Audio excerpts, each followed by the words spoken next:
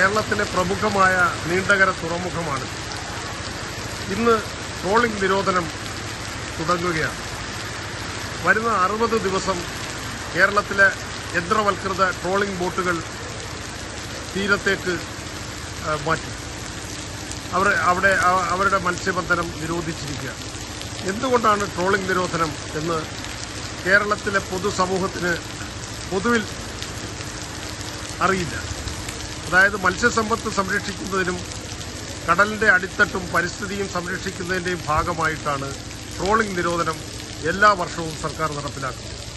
അത് യന്ത്രവൽകൃത ട്രോളിംഗ് ബോട്ടുകൾ മാത്രമാണ് അപ്പോൾ കടലിൽ പോകാൻ ആ മത്സ്യബന്ധനം തടയുന്നത്, അവരെ മാത്രമാണ്. എന്നാൽ അതിനോടൊപ്പം തന്നെ പരമ്പരാഗത മത്സ്യബന്ധന മേഖലയിലുള്ളവർക്ക് മത്സ്യബന്ധനം നടത്തുവാനും ഈ മൺസൂൺ കാലത്തെ ചാകരക്കോള് പിടിക്കുവാനുമൊക്കെ ഉള്ള അവസരമുണ്ട്. അപ്പോൾ ഈ ട്രോളിംഗ് നിരോധനം, ഈ യന്ത്രവൽകൃത ട്രോളിംഗ് ബോട്ടുകൾ കൂറ്റൻ ബോട്ടുകളാണ്, ഈ കാണുന്നത് ട്രോളിംഗ് ബോട്ടുകളാണ്. അപ്പോൾ അവരുടെ മത്സ്യബന്ധനം അവസാനിപ്പിച്ച് തീരത്തേക്ക് മാറ്റുന്നതിൻ്റെ ഭാഗമായി അവരുടെ വലകളും മറ്റും എല്ലാം ശേഖരിച്ച് അവർ ഇനി 60 ദിവസത്തേക്ക് പിൻവാങ്ങുകയാണ് മത്സ്യബന്ധനത്തിൽ. ഇത് കഴിഞ്ഞ 35-37 വർഷമായിട്ട് ഒരു ആചാരം പോലെ മാറി മാറി വരുന്ന സർക്കാരുകൾ നടപ്പിലാക്കിക്കൊണ്ടിരിക്കും. ഇതുകൊണ്ട് എന്തെങ്കിലും നേട്ടമുണ്ടോ, അല്ലെങ്കിൽ കാലാനുസൃതമായി ഇതിലെന്തെങ്കിലും മാറ്റം വരുത്തേണ്ടതുണ്ടോ എന്നൊക്കെയുള്ള പഠനങ്ങളും ചിന്തകളും ഒന്നും ഈ മേഖലയിൽ ആരും അവകാശപ്പെടുന്നതുമില്ല, അങ്ങനെ പറയുന്നതുമില്ല. ഡോക്ടർ ബാലകൃഷ്ണൻ നായർ കമ്മീഷൻ റിപ്പോർട്ടിന്റെ അടിസ്ഥാനത്തിലാണ് ഈ മൺസൂൺ കാലത്തെ ട്രോളിംഗ് നിരോധനം നടപ്പിൽ വന്നത്.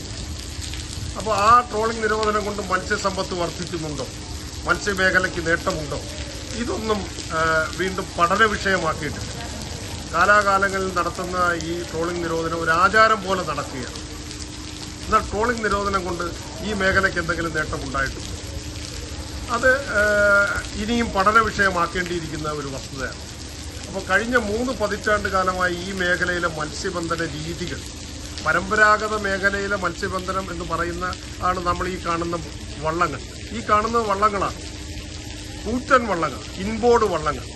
ഈ ഇൻബോർഡ് വള്ളങ്ങൾ കടലിൽ മത്സ്യബന്ധനം നടത്തുന്നത് മീറ്ററുകളോളം നീളമുള്ള വലിയ റിംഗ് സീൽ ഉപയോഗിച്ച് ചെറുതും വലുതുമായ മത്സ്യങ്ങളെ മുഴുവൻ അരിച്ചു പറക്കുന്ന കൂറ്റൻ ഇൻബോർഡ് വള്ളങ്ങളാണ്. ഈ വള്ളം എന്ന് പറഞ്ഞാൽ ഇത് വള്ളമാണ്, വള്ളത്തിൻ്റെ ഇൻബോർഡ് വള്ളം. ഇതിനകത്ത് മറൈൻ ബോട്ടുകളിലെ പോലെ എഞ്ചിൻ ഘടിപ്പിച്ചിരിക്കുകയാണ്. ഈ കാണുന്നതാണ് യന്ത്രവൽകൃത ട്രോളിംഗ് ബോട്ട്. അപ്പോൾ ഇത് രണ്ടും തമ്മിലുള്ള വ്യത്യാസമാണ്, ഇതിൻ്റെ വലിപ്പത്തിൻ്റെ വ്യത്യാസവും. ഇതിനൊരു 1-1.5 കോടി രൂപ വില വരുന്നെങ്കിൽ അതുപോലെ തന്നെ 1 കോടിക്ക് മുകളിൽ വിലയുള്ളതാണ് ഈ വള്ളങ്ങൾ. അതിനേക്കാൾ ചെറിയ വള്ളങ്ങളാണ്. ചെറിയ വള്ളങ്ങളിൽ 5-6 പേര് അല്ലെങ്കിൽ 8 പേരൊക്കെ പണിക്ക് പോകുന്ന ഫൈബർ വള്ളങ്ങൾ. ഇതിൽ 40ഓളം പേര് പണിക്ക് പോകുന്ന റിംഗ് സീനാണ്. ഇതിൻ്റെ കൂടെ കാരി വള്ളങ്ങളും ഉണ്ടാവും. അപ്പോൾ മത്സ്യസമ്പത്ത് സംരക്ഷിക്കാനാണെങ്കിൽ ഈ വള്ളങ്ങളെ യഥാർത്ഥത്തിൽ ഈ സമയത്ത് മത്സ്യബന്ധനത്തിന് വിടരുത്.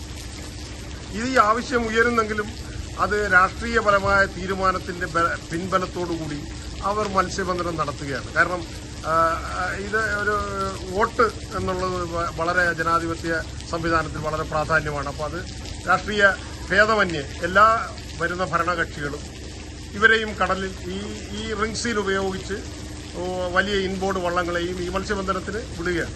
യഥാർത്ഥത്തിൽ മത്സ്യസമ്പത്ത് സംരക്ഷിക്കാനാണെങ്കിൽ ഈ വലിയ ട്രോളിംഗ് ബോട്ടുകളെ നിരോധിക്കുന്നത് പോലെ തന്നെ ഇത്തരം വലിയ വള്ളങ്ങളെയും നിരോധിക്കേണ്ടത് അത്യന്താപേക്ഷിതമാണ്. പക്ഷേ ഇത് ആരും നടപ്പിലാക്കുകയോ അല്ലെങ്കിൽ ഇതിനെ സംബന്ധിച്ച് പറയുകയോ ചെയ്യുന്നില്ല. യഥാർത്ഥത്തിൽ നമ്മൾ ഈ ആവശ്യം ഉന്നയിച്ച് ഇതേ ചോദ്യം മുഖ്യമന്ത്രിയോട് നമ്മൾ ചോദിച്ചപ്പോൾ അദ്ദേഹം പറയുന്നത് മത്സ്യമേഖലയിൽ ഇതൊരു സംഘർഷഭരിതമായ അന്തരീക്ഷം ഉണ്ടാക്കും, ഇതൊരു ആചാരം പോലെ നടപ്പിലാക്കുന്നതാണ്, അത് തുടരുന്നു എന്നുള്ളത്.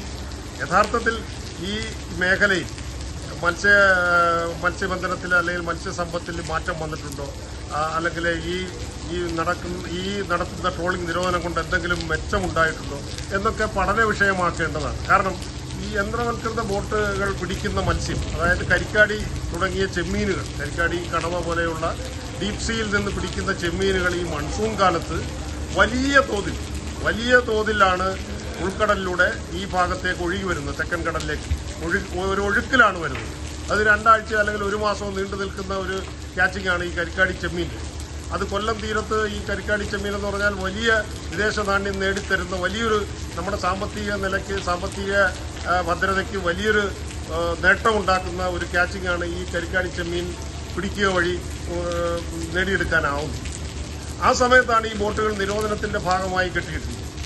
അപ്പോൾ ഈ കരിക്കാടി ചെമ്മീൻ ഈ സമയത്ത് കടലിലൂടെ വരികയും ഇത് പിടിച്ചെടുക്കാൻ കഴിയുകയും ചെയ്താൽ വലിയ രീതിയിൽ വിദേശ നാണ്യം നേടിയെടുക്കാനാവും.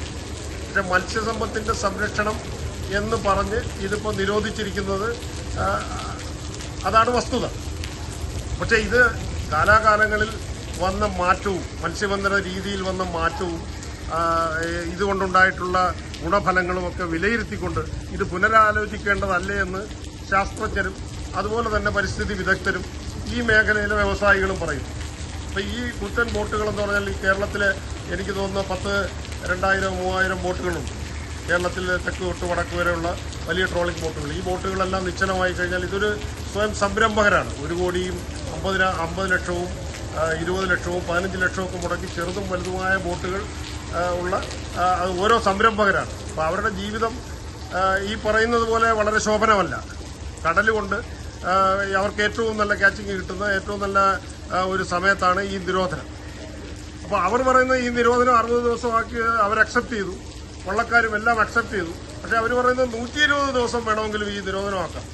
അതായത് മെയ് ജൂൺ ജൂലൈ മാസങ്ങൾ എന്നുള്ളതിനോടൊപ്പം തന്നെ നവംബർ ഡിസംബർ ജാനുവരി അങ്ങനെയുള്ള ഒരു സമയത്ത് ഒരു നിരോധനം ആക്കി ഇതിനെ ഒന്ന് ത്വരിതപ്പെടുത്തണം, അല്ലെങ്കിൽ ഇത് പുനരാലോചിക്കണമെന്നൊരു അഭിപ്രായവും. അപ്പം മത്സ്യ മേഖലയിൽ കാതലായ മാറ്റങ്ങൾ കൊണ്ടുവരുവാനും നമുക്ക് വിദേശ നാണ്യം ലഭിക്കുന്ന ഒരു ചെമ്മീൻ പുനപ്പിനെ പിടിച്ചെടുക്കാനുമുള്ള ഒരു അവസരം നഷ്ടപ്പെടുത്തിക്കൊണ്ട് ഈ നിരോധന കാലയളവ് അത് പുനർവിചിന്തനത്തിന് വിധേയമാക്കണമെന്നുള്ള ഒരു അഭിപ്രായം ഉയർന്നു നിൽക്കുകയാണ്.